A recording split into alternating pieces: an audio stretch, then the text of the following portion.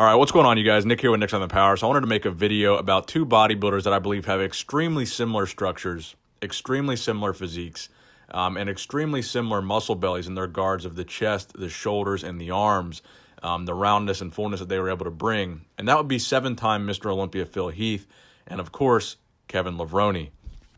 Now, the pose that probably best exemplifies the similarities between Kevin Levrone and Phil Heath would be the most muscular pose, in my opinion. In this pose, they really both showcase the similarities that they both have in the shoulders and arms, specifically the way the triceps look, the roundness in the triceps, the roundness in the delts. It's something that's a very unique characteristic to a guy like Phil Heath or a guy like Kevin Levrone to have this type of roundness and this type of 3D effect to the muscle. So I wanted to do a video comparing Kevin Levrone and Phil Heath, looking at them pose side by side. So in this video, you're looking at Phil Heath, the 2011 version of Phil, which I believe, in my opinion, is the best version of Phil Heath, and the 1997 version of Kevin Levrone. Now, when you're watching this video, I think you're going to find that the similarities between Kevin and Phil are really best exemplified from the front poses. Once you see these guys turn around from the back, you're going to see the difference between Phil Heath and Kevin Levrone. Both great bodybuilders, but again, Phil Heath is a seven-time Mr. Olympia, and Kevin Levrone was never able to get that title. I think when you see Phil turn around from the back, you're going to see the reason why Phil got 7 Mr. Olympias and Kevin Levrone didn't. Early on in Phil's career, actually, his back was considered a weak point. It was a criticism of his physique, but he really worked to turn that into one of the strongest points of his physique. And it did become one of the reasons why he would beat many guys that he would go up against.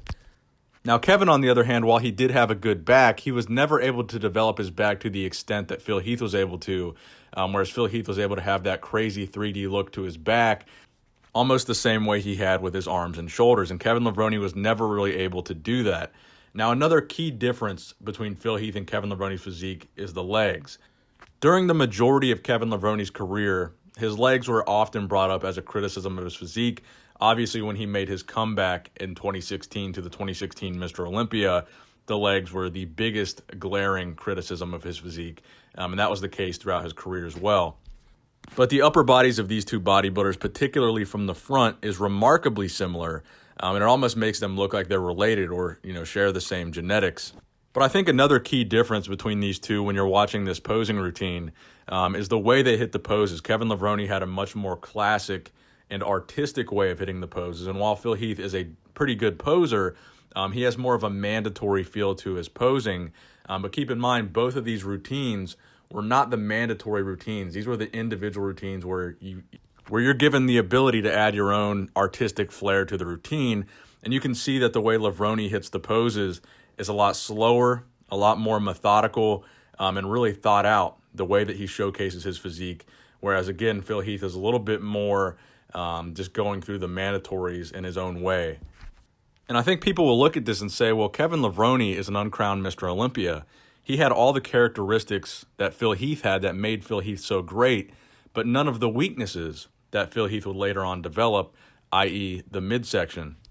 Now, granted, we did mention the legs and the back, but I think another key factor as to why Kevin Levrone was never able to win the Olympia was the caliber of competition when Kevin Levrone was competing. Many people would say, and many people would confirm, that the 90s was arguably one of the most competitive eras in bodybuilding history. And I'm not going to say that Phil Heath didn't beat some amazing bodybuilders during his Olympia reign, because he did. He certainly beat some amazing guys, including Kai Green. He beat Jay Cutler as well. But in the 90s, the lineups were just even more stacked. And almost every bodybuilder in that top 10 at the Olympia could be a bodybuilder that's top 3 Olympia caliber, could be a wild card bodybuilder. And as we got later into the 2000s, you didn't really see that as much. You didn't really see the top 10 caliber at the Olympia be as good as it was back in the 90s. I think that's another key factor as to why Kevin Levrone was never able to win. So despite the fact that Kevin was never able to win the Olympia, a lot of people still say that they would prefer Kevin Levrone's physique to Phil Heath's. But I want to know what you guys think in the comment section below. Which physique do you prefer, Kevin Levrone or Phil Heath? And which year would you say was the best year for Kevin Levrone in terms of his overall physique? What year do you think Kevin Levrone brought the best package at the Olympia?